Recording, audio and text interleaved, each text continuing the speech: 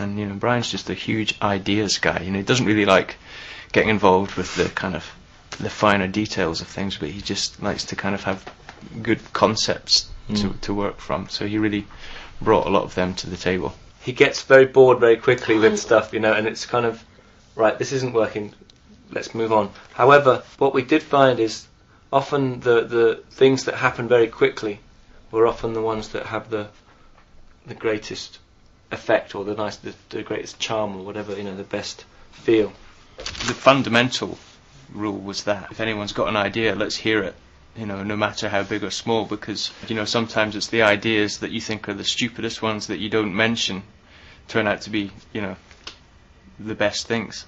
Any secret ones that you thought were just ridiculous, and then you go, okay, how did that end up on there? Well, often the things that we'd be listening back to a song, and Brian always had his little workstation set up in the control room, and he'd be kind of noodling away on something, and everyone would be like, what is that noise? That's, you know, some funny little, whether it's a drum beat or some funny little keyboard sound, and everyone would be kind of secretly going, that's no good. And then when you put it in the right place at the right level in the song, it just would sparkle, and everyone would go, wow, what was that? And you hear it by itself and you think, that's awful. But he's got a very unique talent for finding something very different sounding and putting it in the right place, and it just opens things out and makes things, it's like the fairy dust.